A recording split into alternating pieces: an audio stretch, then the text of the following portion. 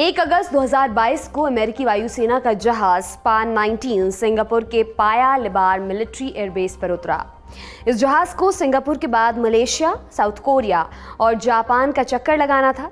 जब दौरे का शेड्यूल रिलीज हुआ तो उसमें चीन या ताइवान का कोई जिक्र नहीं था। इसके बावजूद दोनों जगहों पर हंगामा मचा था। ताइवान में स्वागत की तैयारी चल रही थी, जबकि चीन बौखला रहा था। वो धमकियां दे रहा था, अगर जहाज ताइवान में उतरा तो अनर्थ हो जाएगा। इस धमकी के बावजूद 2 अगस्त की रात जहाज ताइवान पहुंच गया।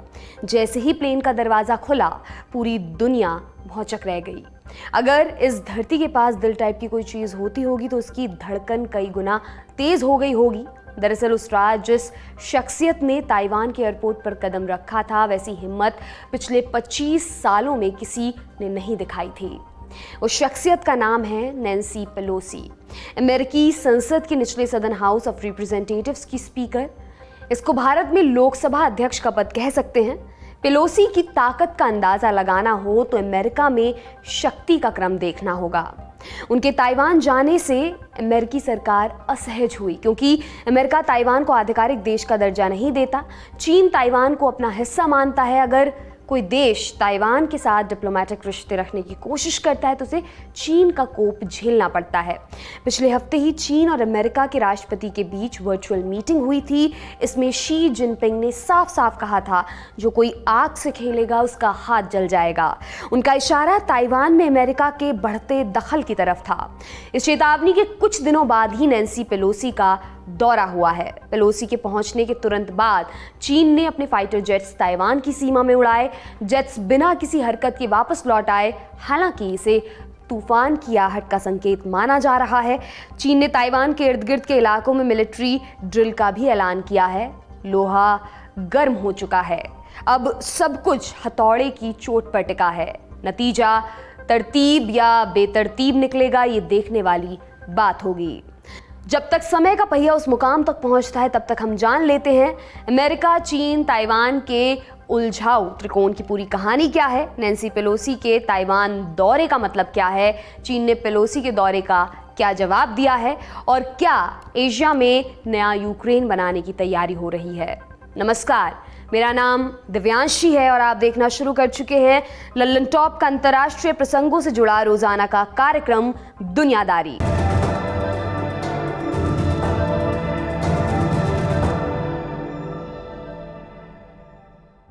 आज बात नैन्सी पेलोसी के ताइवान दौरे और चीन के रिएक्शन पर होगी। शुरुआत शाह से, यानी इतिहास से। चैप्टर 1। साल 1927 चीन में सिविल वॉर शुरू हुआ। चियांग काई शेक की कुओमिंतांग सरकार और चाइनीज कम्युनिस्ट पार्टी के बीच ये लड़ाई 2 फेज में चली। पहला फेज 1937 तक चला। इसी दौरान माओ का लॉन्ग मार्च भी हुआ था। 1934 में गुरिल्ला वॉर से तंग आकर कुओमिंतांग सेना ने कम्युनिस्टों पर घेरकर हमला किया। उस समय तक माओ पार्टी में उतना ताकतवर नहीं हुआ था। वो सीसीपी के कुछ मोर्चों को संभाल रहा था। कुओमिंतांग के हमले ने उसे भागने पर मजबूर कर दिया। 16 अक्टूबर 1934 से शुरू हुआ सफर 20 अक्टूबर 1935 तक चला। 24 नदियां, 18 पहाड़ और 6000 किलोमीटर। इस दौरान उन्हें कुओमिंतांग के सैनिकों से जान भी बचानी थी। लगभग 1 लाख सैनिकों से शुरू हुआ कारवां जब थमा, बस 8000 जिंदा बचे थे और जिंदा बच गया था माओ। इस मार्च के बाद वो कम्युनिस्ट पार्टी का सबसे बड़ा नेता बन गया। उसने लॉन्ग मार्च की कहानियां सुना कर खूब सहानुभूति बटोरी। कई इतिहासकार माओ के दावे को फर्जी बताते हैं। उनका मानना है कि माओ इस लॉन्ग मार्च में कभी पैदल चला ही नहीं, उसे सैनिक पालकी में बिठा कर ले गए।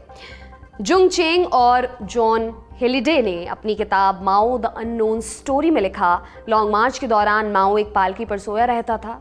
उसने इस दौरान क्या किया, बहुत सारी किताबें पढ़ी। खैर, माओ किसी तरह बच गया था। ये घटना आगे चलकर चीन की नियति तय करने वाली थी। जिस समय चीन में सिविल वॉर चल रहा था, उसी दौरान कुओमिंतांग सरकार जापान के हमले से भी जूझ रही थी। लॉन्ग मार्च के बाद कम्युनिस्ट पार्टी के अस्तित्व पर संकट था। उन्हें जापान के हमले में एक अवसर दिखा। कम्युनिस्ट नेताओं ने कुओमिंतांग के साथ मिलकर जापान से लड़ने की वकालत की। उन्होंने एक नया नारा दिया, चाइनीज डोंट फाइट चाइनीज, यानी चीन के लोग आपस में नहीं लड़ते। उन्हें इसका फायदा भी मिला। कुओमिंतांग पार्टी के एक धड़े ने कम्युनिस्टों को दिल दे दिया। चांग काई शेक इसके खिलाफ थे। वो किसी भी कीमत पर सीसीपी को मिटाना चाहते थे। दिसंबर 1936 में चांग हमला बढ़ाने का आदेश देने के लिए शियान प्रांत पहुंचे, लेकिन आदेश मानने की बजाय उनके सिपाह सालारों ने उन्हें बंदी बना लिया। इससे हड़कंप मच गया। फिर सोवियत संघ ने दखल दी। उसने कहा, साथ मिलकर जापान का सामना करो वरना कोई नाम लेवा ना रहेगा। चियांग को इस शर्त पर रिहा किया गया कि वो सिविल वॉर खत्म कर देंगे और सीसीपी के साथ मिलकर जापान का सामना करेंगे।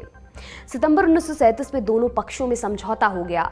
दोनों मिलकर जापान का सामना करने लगे।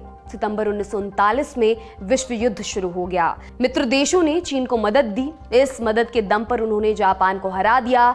जापान की हार के तुरंत बाद सीसीपी और कुओमिंतांग ने दोस्ती तोड़ दी।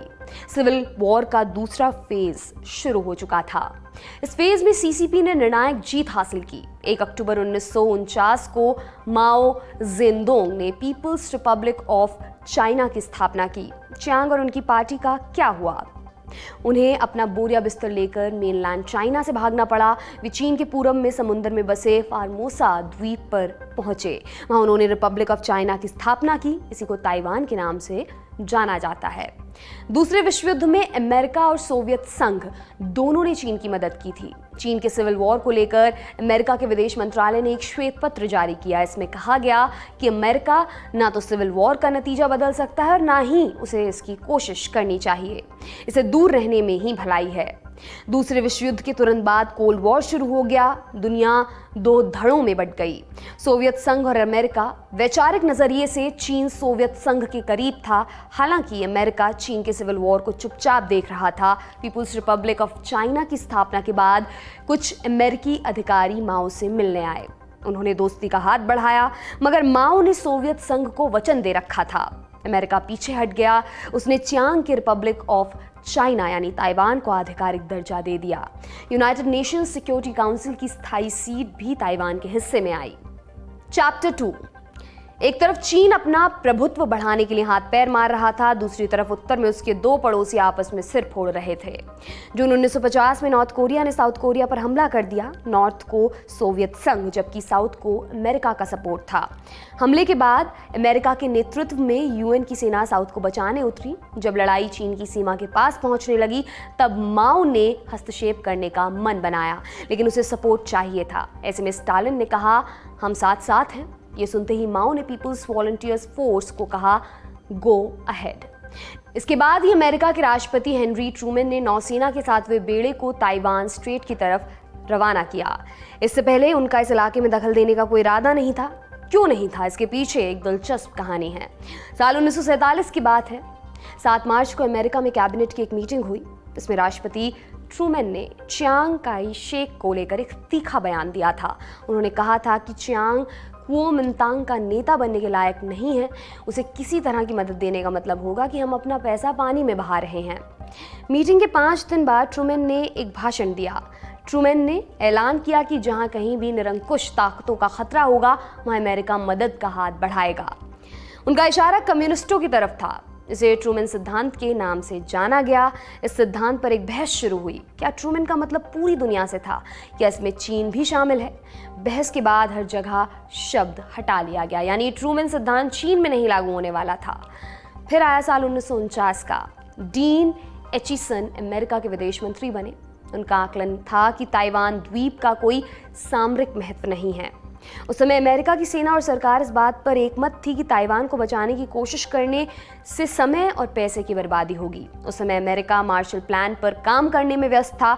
उसका पूरा फोकस यूरोप पर था, इसलिए उसने चीन में दिमाग खपाने की जरूरत नहीं समझी। जानकारों का दावा है कि अमेरिका चीन के साथ व्यापारिक रिश्ते भी कायम रखना चाहता था ताकि वो सोवियत संघ के पाले में ना चला जाए। ये सब चल ही रहा था कि एक डील की खबर सामने आई।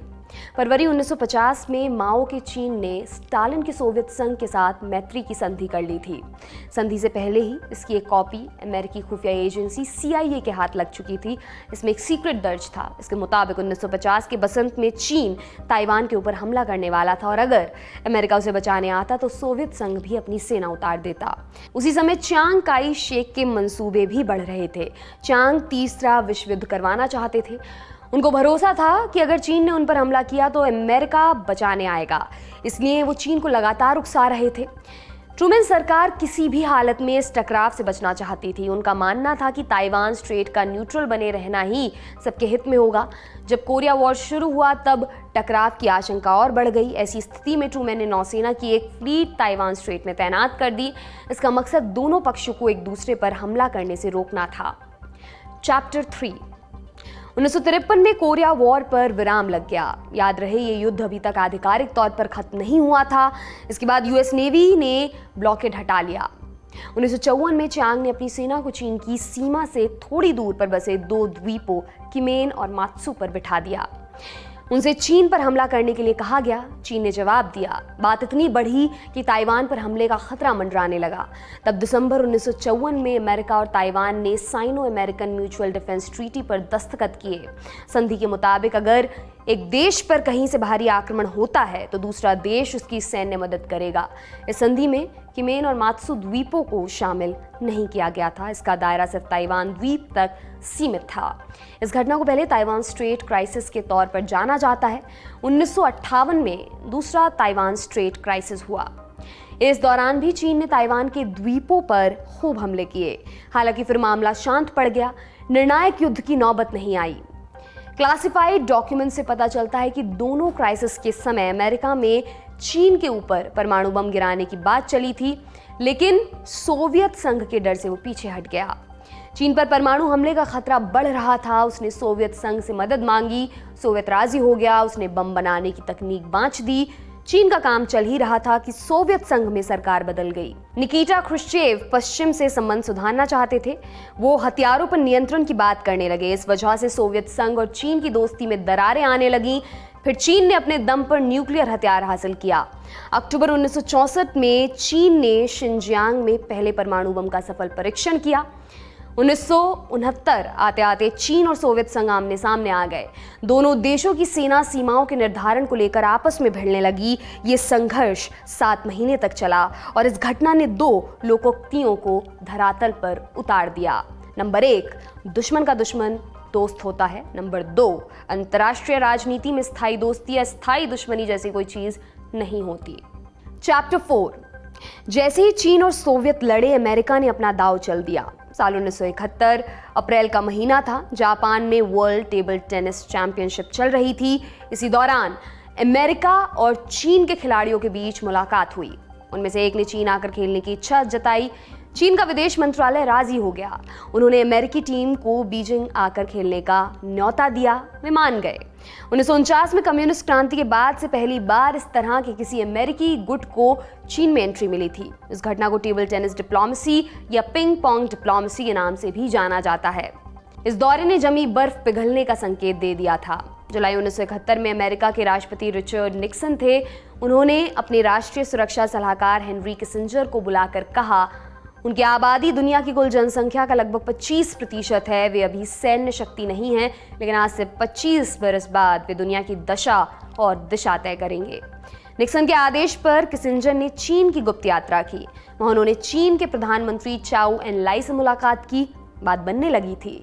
फरवरी 1972 में राष्ट्रपति निक्सन खुद 7 दिनों की चीन यात्रा पर गए। इस दौरान उन्होंने चेयरमैन माओ और प्रधानमंत्री चाउ एन लाई के अलावा कई दिग्गज नेताओं से बात की। इसी दौरे में अमेरिका चीन डिप्लोमेटिक संबंधों की नींव रखी गई। इसी दौरान ताइवान का मुद्दा भी उठा। दोनों देश मसले को बैठकर सुलझाने के लिए राजी हो गए। हालांकि दोनों देशों के बीच कूटनीतिक संबंध स्थापित होते होते 1979 का साल आ गया। अमेरिका ने वन चाइना पॉलिसी को अपना समर्थन दे दिया, लेकिन उसने ताइवान के साथ रिश्ते नहीं तोड़े।